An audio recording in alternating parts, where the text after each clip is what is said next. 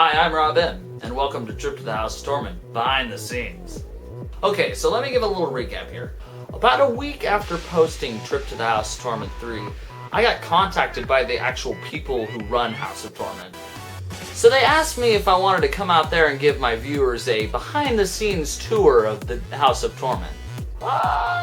Yes, I'd love to. So, as courtesy to the wonderful people at House of Torment, here is a awesome behind-the-scenes tour of the House of Torment. House of Torment. In 2003, Torment was born. In 2012, Torment rises.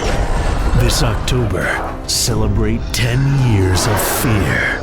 Experience House of Torment in its final year at Highland Mall.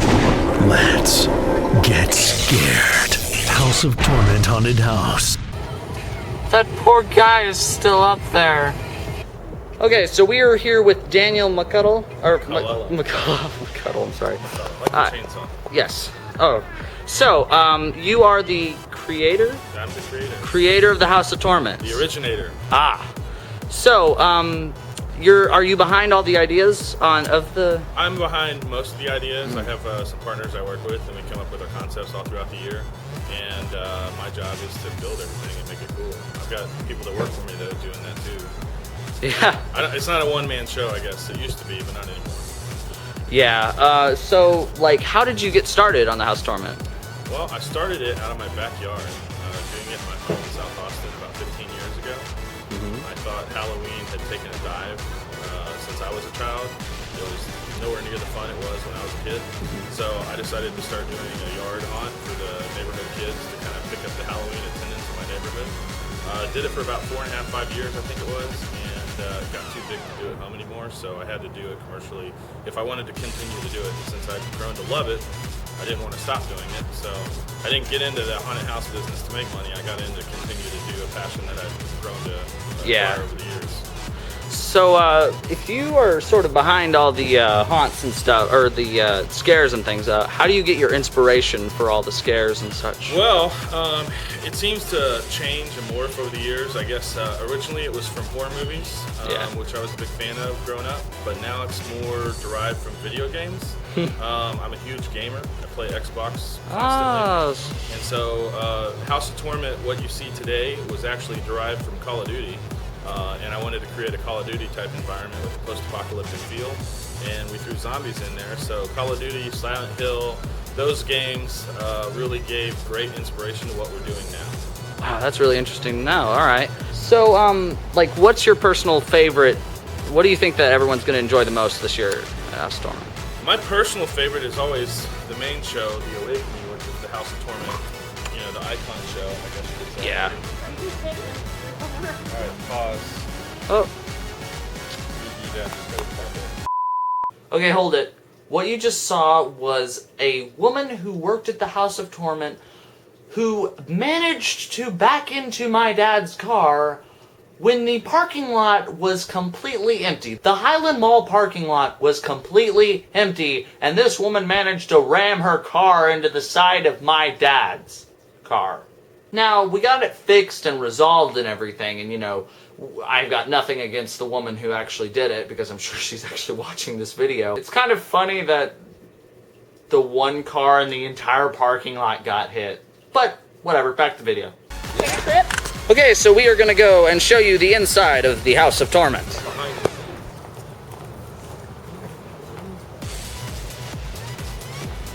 so we're going to start in the idea factory. You need to show the real behind the scenes. Yeah, so this is our office in here. This is where our actor managers hang out and plan everything for the night and all the stuff they're going to do, so that's why it's quite a mess. Yeah. These are my offices and John's office. And this is my desk. And it's a little in disarray, but when we're open, it's not as neat as it normally is when we're not open. But my desk is full of books from different movie books from the production, and just different inspiration books with drawings. So I've got drawings for next year. Really? All right, can we see some? In here, that's a little secret. Yeah, all right. This is it. Wow, so these are some posters from the past years, actually. Absolutely. So up here on the wall, you'll see year 1. It's a little Oh, dark. yeah, it's a little dark. Yeah, But that's from 2003 at the North Cross Mall. Wow. That's the first year. That's year 2 when we moved across the street to Anderson Mill at the old post office. And then that was our first year here. And then we just keep going around. And we haven't gotten posters made for every year. But we have several. Oh, that's cool. And just different articles and awards and that kind of stuff are hanging on the wall. Yeah. Yeah, this place has won tons of awards. In fact, just this morning I heard Bobby Bones talking about it again this year. Yeah. It's every year it's just getting better. It's kind of like where we keep our tools, and when we have to do repairs, everything's located in here by the control room. Oh my goodness. This is our control room where we kind of have our eye over the whole haunted house.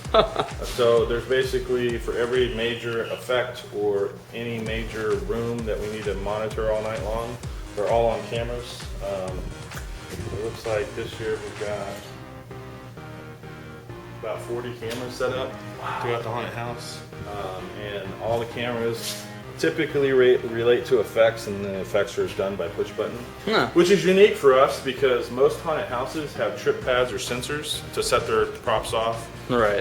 And we've always felt like this is better for timing because sometimes they trip too early. A guy runs in front of the group and they'll trip off a prop, and the rest of the group won't see the action or see what happens.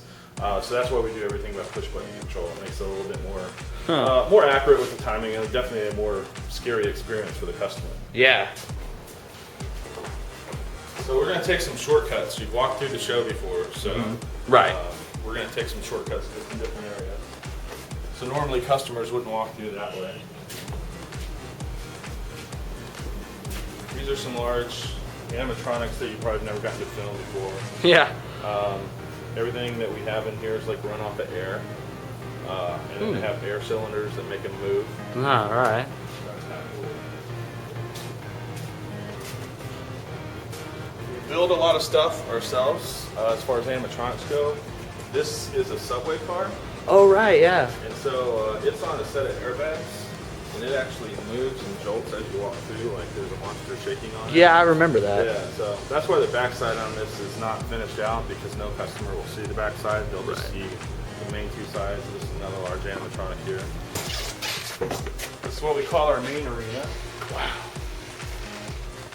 Whoa. So it looks a little different with the lights on versus the lights off. It does. I actually think it makes it look smaller. Yeah. Because it's definitely more overwhelming as you're walking through. Because we have so many twists and turns all throughout the haunted house. All right, who's this guy up here? God. That's the Slayer. He's inspired off of the Lord of the Rings trilogy. Oh, yeah. And you can kind of see he's got a little wear on his arm right there this season already. And you can see one of the animatronic pistons in his arm. Huh, yeah. So that's a repair that we have to do before we open the show tonight. But he moves around and roars, and just a big ugly beast. Yeah. I think I've seen him a couple years before. We're gonna go play with the snake. Oh, cool. All right, so this is one of my favorite areas this year. This is our sewer scene. The sewer scene. Oh, can you? Hard to see. Apologize for the low lighting. The snake comes through. I can't really see it.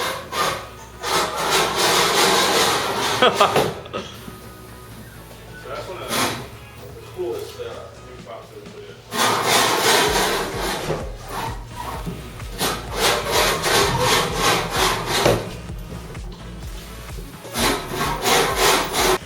So the idea behind this is when people walk across this sewer bridge, which is usually filled with water, but we sprung a leak last week, so it's been drained out. But the snake will come out on the bridge and actually bite a patron. Yeah. It's all really soft stuff. It's made out of latex and foam, so it doesn't hurt when it does bite people. Right. And it's just fun to play with. Yeah. That's one of the coolest things that happens in the show. Yeah, I did enjoy that part. That was pretty cool. Can I borrow your flashlight? Sure. Yeah. So, this is the snake.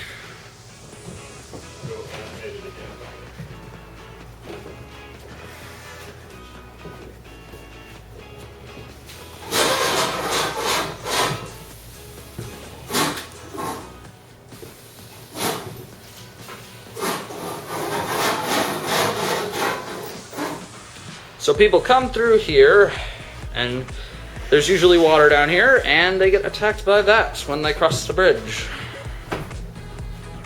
That is cool. All right, I'll show you another big monster again.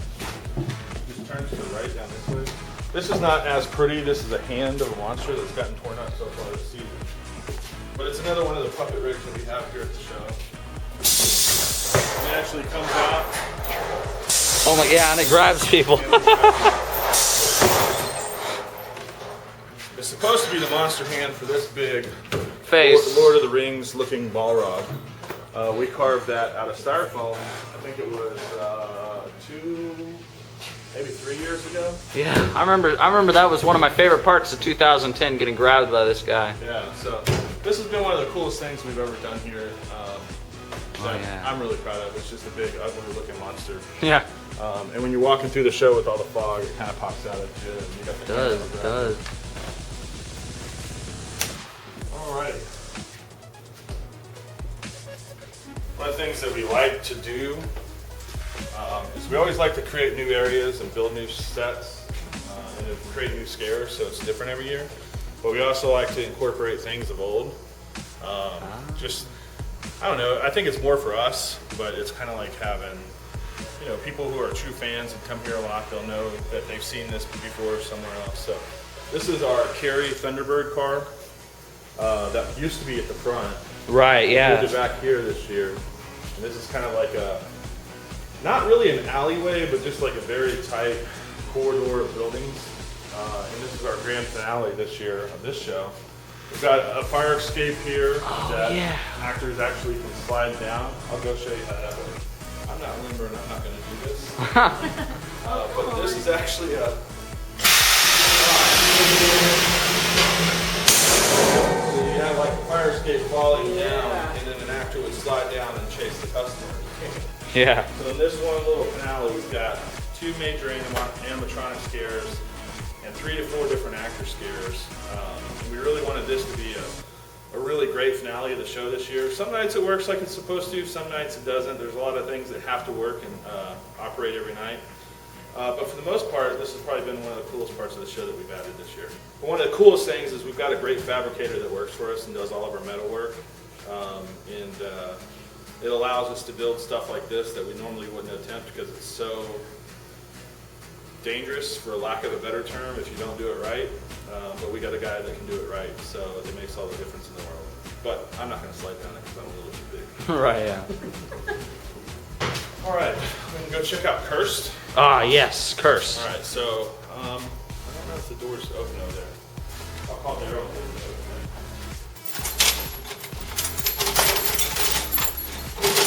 Sorry. Cool. Gotta chain our doors at night. Yeah, people actually want to break in here at night. Yeah.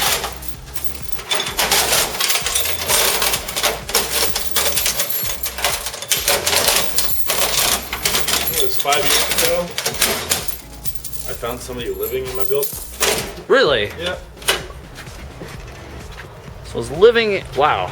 Okay. Yeah, we'd noticed things were different every day. Are you coming, Ryan? Yeah, I'll be right there. Hold on. Okay. All right. This is the way you go normally for customers. Yeah, and they have a chainsaw guy chase you out the back. Yeah, we had a guy one night. I guess he thought we left, but we hadn't left. We were still working. And then a sound in our haunt came on. So we went into the control room to figure out what was going on. Turned the lights on. There's this dude sitting in the chair listening to music. Huh. And he knew how to get around the haunted house in pitch dark. So he had been there for a while. Wow. Under one of the ramps, we found a little home he had made. So Huh. who knows how long he'd been there.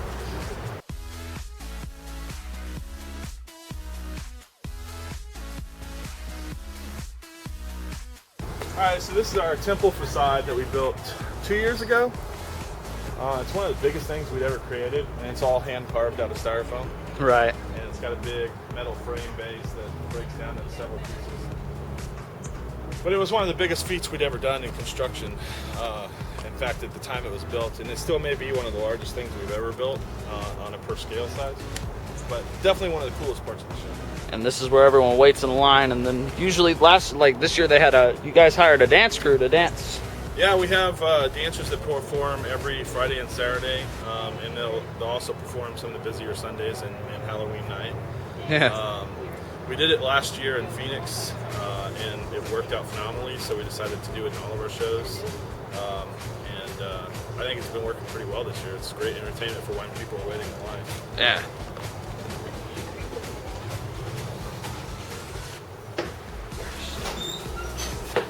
Now this was the one that I had to go through alone because my friends bailed after the last one. All right, so the inspiration for Cursed, and it's hard to see in here because it's so dark, but Goonies. I grew up loving Goonies, and I've always wanted to do a Goonies-style haunted house, and this was about as close as we could get. We threw in the Mayan aspect because we thought the temple facade would look really cool. So it's kind of like Indiana Jones mixed with Goonies is the inspiration for this show. I would have said Pirates of the Caribbean, actually. That's a little bit more modern. Yeah. We did get inspiration from all those things. From, yeah. The idea started from the Goonies. This is our Mayan sarcophagus or burial room. So yeah, we have the burial tombs here. We have a little water feature in here. There's a little Mayan temple pool spawn thing.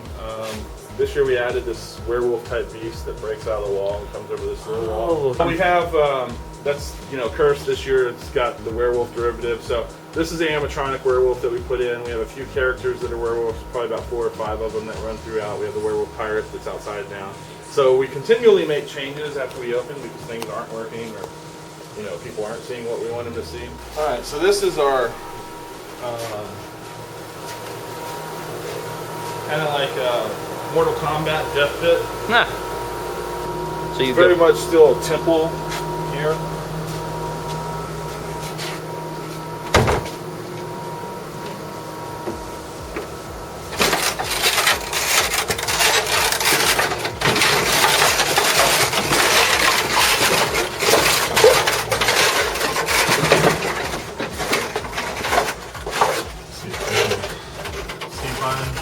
Of course, this is a 2-story attraction, so we have a set of staircases to go up and come down.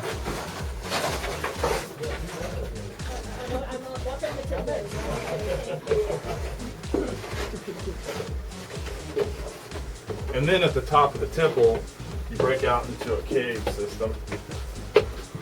That's actually one of my favorite parts of the show. Oh, wow, yeah. This is our spider cave. We have like spider god looking things, carvings in the rock. We have several large spiders like this that are throughout the show. We have some animatronic ones and some static ones. These being all static. Sorry about the lighting, but this is literally the best lighting we have. Oh, no, it's fine. This is with the flashlight, it's fine. The whole idea of the cave's supposed to be nice and cramped quarters. Yeah, with spiders everywhere, yeah. Definitely would.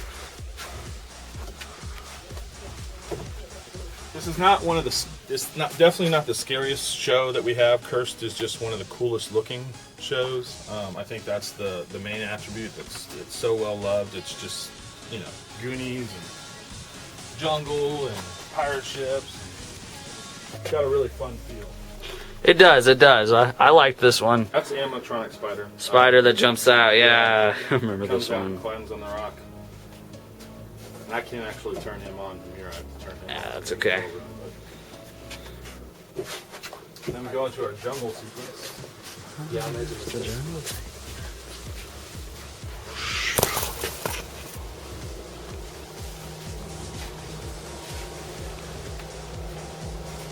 This is one of the coolest parts of the show for me too. I love the jungle scene. There's some cave, there's some like ruins from different Mayan carvings that help create padding. There's plenty of foliage and jungle. And then we also try to incorporate the smells. So this smells very foresty or rainforest. I think your senses, you need to be hit from everything, not just from sight and sound, but the smells are a big part of the show as well. Yeah.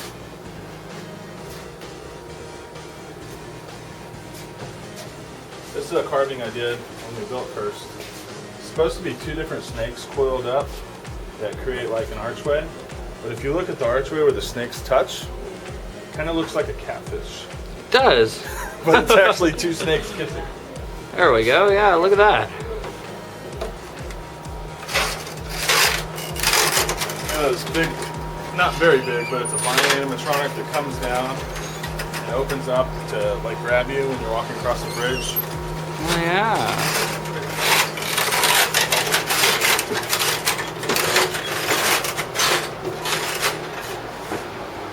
Ah, yes, the pirate ship. The cool thing about the pirate ship is most pirate ships, when you see them in haunted houses, I've seen a few of them, you always enter the belly of the ship. So the cool thing about this, since we are 2 stories, you actually enter on the top deck of the ship, which is quite unique to just this show. I've never seen that before. So I like the aspect of that.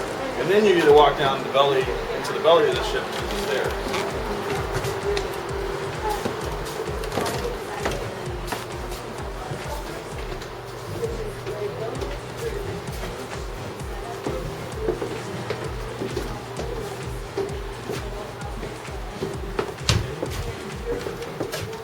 Take you a little behind the scenes real quick. All right. So this is the back side of the pirate ship that you normally walk through. And this is like our captain's quarters, and it's actually on a set of airbags. And if you look down here on the ground, you can see the airlines and air tanks, and you might be able to see some airbags. Maybe hidden. They're right there. So right in the corner. Oh, yeah. So that airbag inflates, and this ship will rock up and down, making it feel like it's Rocking. in the ocean, actually rocking.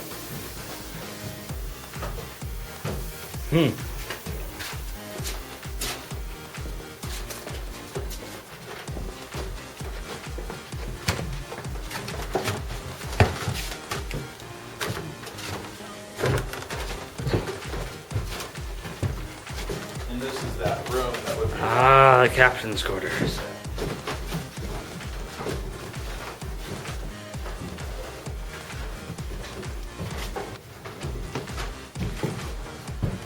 Storage bunker.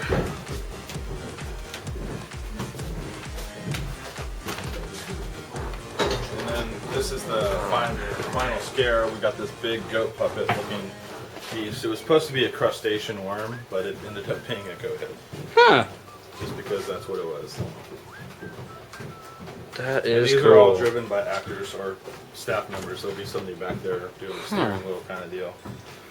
That is really interesting to know that it's run by people. I thought it was actually just all machine. Yeah, anything that we have that interacts with customers, we always monitor it and operate it by a human element so that if something was not working correctly, they would be able to stop it and it won't end up hurting someone. Yeah. So that's the finale for this one. So- That's the finale for this Chases him out the door. one. Yeah.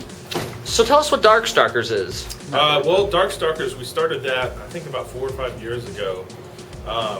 We had a few customers expressing interest in having a scarier haunted house. One of the things that we try to do here, we try to make it as scary but as fun as possible, because we don't want to eliminate our audience and say, oh, this is only for the real, like, true horror fans that want to get scared out of their wits. We want to make it acceptable for families to come with their kids, their husband and wife can have a good time. So we try to make it as scary as we can, but still have that fun element. But there's several people that expressed interest for a scarier show, and I said, well, we can do much scarier. If you want much scarier, I can do much scarier. So that's why we started doing Darkstalkers, to create a much scarier haunted house. So basically we turn all the lights off in the haunted house. We give the group a glow stick, and they can only have one glow stick per their group to find their way through. We changed the pathing so that you didn't have one direction or one path that you could walk. You could basically walk anywhere you wanted to.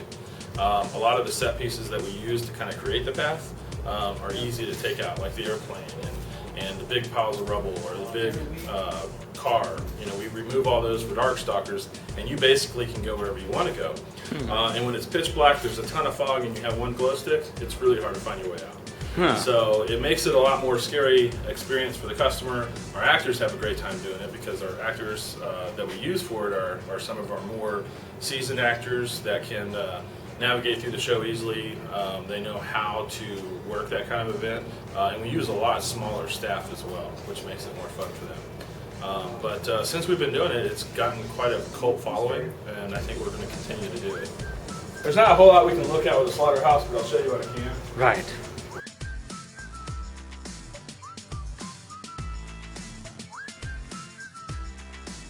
We're going to take a cut into a different area. All right.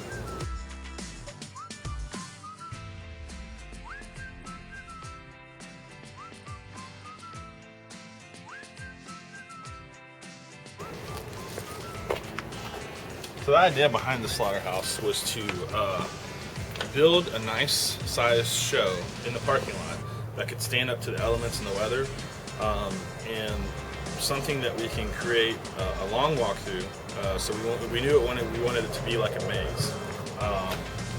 So basically, throughout this haunted house, it has a small footprint, and in other words, the square footage of this show is not very big, but it's definitely one of the longer shows because of the padding and how we have it broken up. And the other great thing about being open air is we don't have to worry about chainsaw fumes. So we have several chainsaws in this haunted house that I think makes a lot of the fun that we have. Right. That was the secret that I didn't give away in the last video, and that was the big scares, chainsaws. That's the theme. But there's we have like 10 to 12 chainsaws running in this show the whole time. We have different areas that are broken up into rooms. Most of it's a maze. This is one of the big areas you come to first. This is what we call the smokehouse. It's got the little outhouse scene right before it. You go inside, and then there's a big smoking pit, and then pigs hanging to smoke. A lot of our scares, our breakouts are done behind panels like this, so that actors won't run into customers. And so like those doors would throw open. Right, and yeah. would come up to here. I remember that. That was great. We'll do a quick walk through the maze.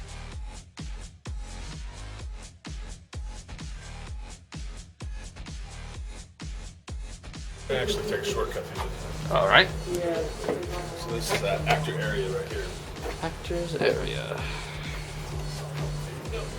That's the really joy of this haunted house, is how basic it is. It's very basic. We didn't want to, we didn't want to build this elaborate haunted house and leave it outside because it was just going to end up getting destroyed. So we wanted to do it very rustic. We wanted to do it very Western, and then just very maze-like. So we did this whole thing out of cedar wood, so that when it gets older, it's just going to look creepier. It'll start to naturally gray out and discolor. There's a lot of like bloody bodies hanging and pigs hanging and chainsaws here and there. So that really what makes the whole fun of the show is all. Yeah. And turning a corner and just having one of the walls just burst open with a giant pig with a chainsaw. Alright, we're going to take another shortcut. Alright. We have several of them.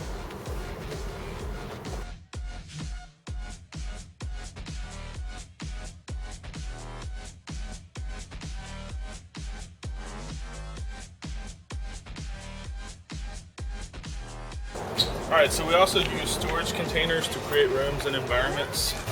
The idea behind that was being able to shut the door and keep them locked in the evenings. It's a very basic room. This is our spark fence room. So we have two elements where actors are inside these boxes that you kind of maze through. And they have a wand that they drape across this metal sheeting that will create sparks.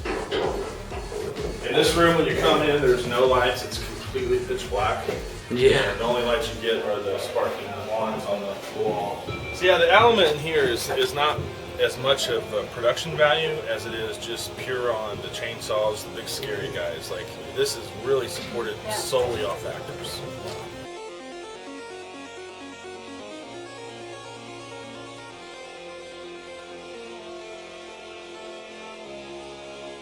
I remember this room. This is one of my more favorite rooms. The design of this one is very simple and basic. You know, there's a few body pieces, not a whole lot going on in here, but the key element is these doors. So when you or your group walks into this container, both these doors slide shut. And so the other one would be shut on the other side, and you would be in complete pitch blackness. And we have a chainsawer in here who's going crazy. Yeah. And inside these containers, they're really loud. And so Right. they reverb the sound really well. And then he'll have a Strobe light. Yeah, so you won't know how to get out of here. You don't know where to go. You just got a crazy guy with a chainsaw that you see on the intermittent part portion of the strobe. So this is a really fun room to work and act in.